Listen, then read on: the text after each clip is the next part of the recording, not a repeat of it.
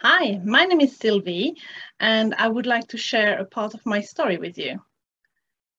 So in August 2016, my boyfriend of 8 years proposed to me, and we agreed to have a 2-year-long engagement so that we could take our time in planning our perfect wedding.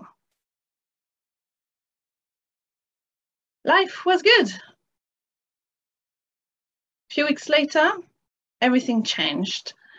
I suffered from a stroke in September 2016.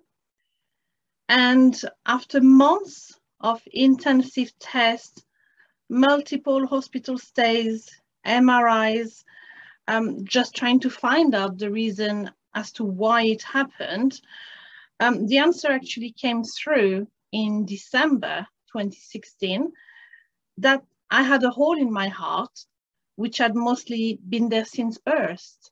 And this is what caused the stroke. So my neurologist at University College London Hospital informed me that I would need to have heart surgery at some point, as that would be the best option to reduce the risk of having another stroke. So he referred me to a cardiologist at St. Bartholomew's Hospital. Woo! What a scare that was.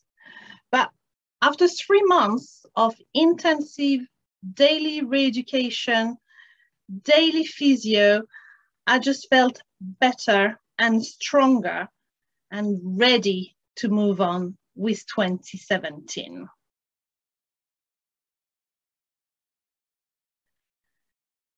As January 2017 arrived, I felt positive that I had gone through the worst, so things could only get better from now.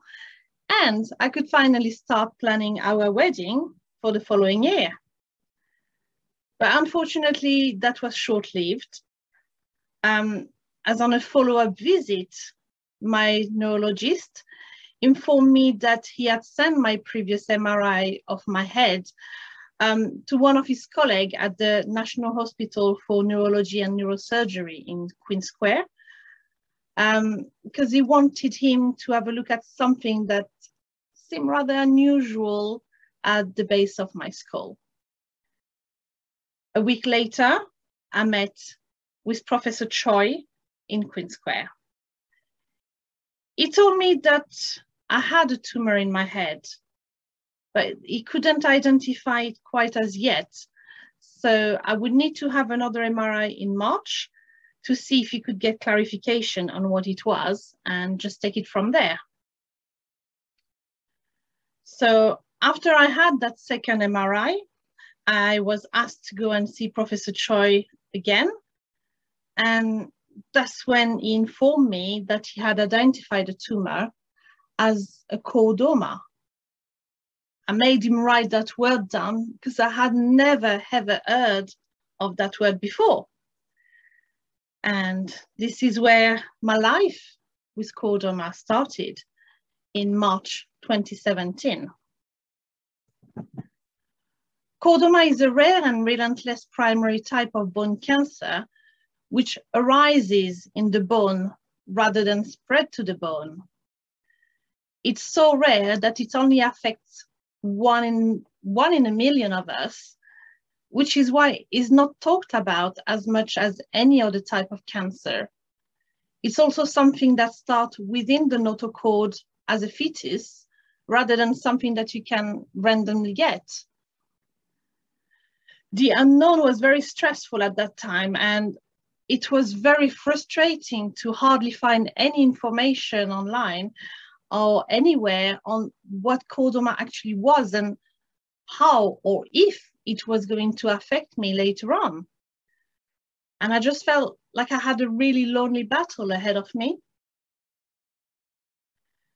The rest of 2017 was spent in what I called a medical fog, just with multiple hospital stay, starting in May 2017 with the endoscopic endonasal partial resection of the chordoma, as well as a skin graft from my leg onto my nose, which was followed by a CSF leak and lumbar puncture and drainage. I then had meningitis in June, a sinus infection in July, and in August, I had heart surgery to close the hole in my heart. But that wasn't quite enough. I also had 41 rounds of proton beam therapy from September to December in America, as there was no proton center in the UK at that time. I can tell you that I was glad to see the end of 2017 when I came back to the UK. And I was just so full of hope for the new year to come, because surely things could only get better, right? Well, it didn't really start very well, because I ended up spending 3 weeks in hospital in January 2018, fighting post-proton issues. Going through all of this in September 2016 could have easily broke me, down mentally, but I just chose not to let it. And instead I had this focus on preparing our wedding, which obviously had taken a new turn because it was also going to be a big celebration of life. And I still remember when I was staying in hospital, all the nurses used to come and stay by my bedside and checking all the plans and drawing that I used to do in the middle of the night when the wards were quiet. So we did finally, as planned, get married in August 2018. And I actually also had my proton nurse from America here with us because we had formed such a strong bond. She had become a very good friend of us. Having a lot of post-stroke and post-proton issues has been really difficult because I'm no longer able to do all the things that I used to. So I kind of had to adapt to a new normal in my day-to-day life. And I've had to also learn to live with a ticking time bomb inside my head, with the knowledge that at any point it could start growing again. But all in all, I've chosen to focus not on the what if, but just enjoy the what now and just take life 6 months at a time in between MRIs.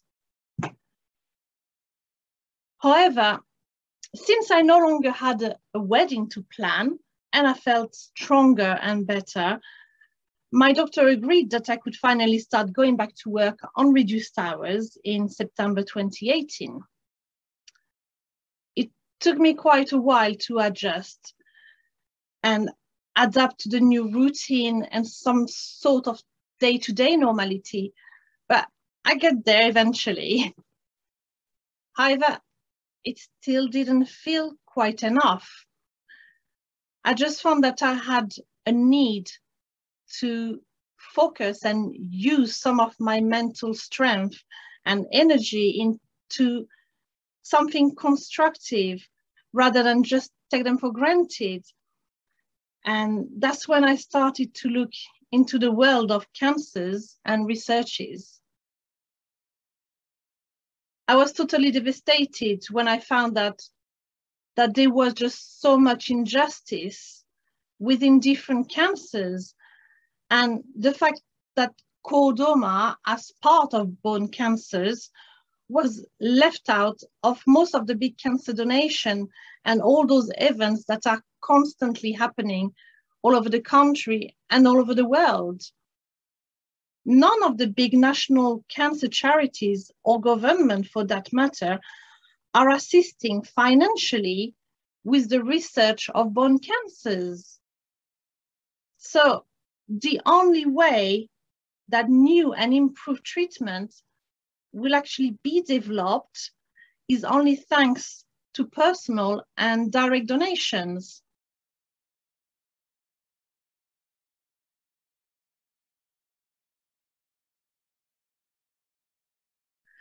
After finding the charity chordoma UK, I then decided to put my focus on just spreading awareness on chordoma everywhere I went, and also finding ways to fund for Chordoma UK on every occasion that I could. So I started just handing leaflets everywhere I went. I started organizing raffles, making and selling handcrafting items. But I still felt like I could do more. So I just spent so many sleepless nights turning and going over and over things in my head until, ta-da, it hit me. Of course, I knew what we needed to do. We needed to have a national Chordoma Day, just to raise awareness all over the country and bring the Chordoma family all together. So I got in touch with the trustees from Chordoma UK, and they were amazing. They just totally embraced my idea and showed absolutely full support for my project. However, COVID took over, so we haven't actually been able to go ahead with this new mission, but watch this space. So as COVID started to change our world, I was put on furlough with my work, and I chose to start volunteering as a telephone welfare operator in my area, which was to ensure that elderly and vulnerable people had someone to talk to every week. So I thought, obviously, that's only going to be for a few weeks until we go back to normality.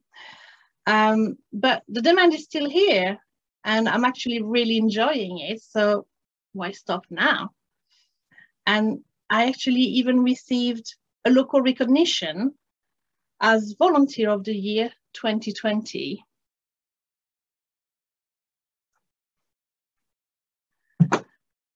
I also noticed last year that the Bone Cancer Research Trust were holding a virtual cuppa every week. To be perfectly honest, when I first saw it published on Facebook, I didn't even look at it twice, as I just knew this wasn't my kind of thing. I could just about imagine having to introduce myself in front of a bunch of people, like in an Alcoholic Anonymous type of way. Say, hi, my name is Sylvie, I have cancer, blah, blah, blah. Nah, that definitely wasn't for me. But then one day, after constantly seeing those posts on Facebook, curiosity kind of took the better of me, and I thought, why not? Just let's see what it's all about. After all, I've only got to go once, and that's it. Well, that was over a year and a half ago, and I've actually I've hardly ever missed a session since. I had totally misjudged the need for this type of gathering. It was just such a nice time, and it felt so good to actually be part of a group of people with whom you can talk openly about the ins and outs of living with a rare bone cancer. And yes, I may be the only person with chordoma in our group, but I never felt once unwanted or out of place. And I've definitely made some friends for life as well. So the virtual couples actually inspired me as well. And I went and reached out again to the trustees of Chordoma UK to tell them about the fantastic structure that Louise and Joe at BCRT had created. And I just told them how I would really love for something like that to be available just specifically for chordoma patients and their loved ones. Once again, the trustees totally embraced my idea and gave me the go-ahead and absolutely full control to proceed. So within a few weeks, I created and hosted the very first Chordoma Chat and Cheers virtual group. Our meetings now take place on a monthly basis and have proven to be very popular and very successful. I kind of feel a massive sense of achievement knowing that I've been able to start something that we didn't know we needed. And I really owe it all to that little bit of curiosity that took the better of me and made me join the first BCRT virtual group for the first time. But I also owe it to Joe and Louise for being the most welcoming and supportive people that I've ever had the pleasure to meet.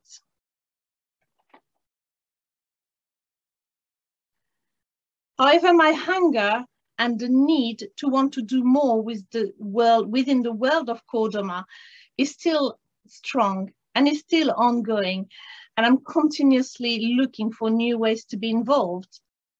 So my latest mission has been to sign up for the PEACE study, which is a posthumous evaluation of advanced cancer environments. It's been set by UCLH in London. And the purpose of the PEACE study is to help researchers understand the changes that occur in different types of tumor, and also find out how those might be involved in the development and progression of cancers, and how they can actually try to prevent this to improve the treatment for future patients. So the study basically requires that I provide regular blood samples on various visits, but also and mostly that I consent to donate my tumor and cancer cells after I die. Okay, I know that for so many people, the thought and the talk of dying is a taboo, but for me, it really isn't. I've always been a lover of planning absolutely everything. So I found it very empowering to be able to plan how I would like things to take place until the very end. And it's also my way to remove the burden of planning my funeral from my loved ones, but also just to have the last word. I'm obviously aware that I will not directly benefit from taking part in this study, but just having the belief that I could partially be responsible for helping some patients in the future, it just fills me up with pride, and I feel it's the best legacy that I could ever leave behind me. So as you can see, my journey with chordoma has been a bumpy one, full of ups and downs and a lot of uncertainties to come. But it's also one that has changed me in so many ways. It's changed me physically, yes, but also mentally. It's a journey that I want to use to help others starting through the same path, and just make them feel that they won't be as alone or left out like I sometimes did, but that they know that they have a family, they have a chordoma family. And that brings us to the end of my presentation. I hope that I've been able to express my way in a way that you could all understand. And just to remind everyone with a chordoma that we may be 1 in a million, but we don't have to be alone or forgotten. Thank you very much for your time and your attention. Bye.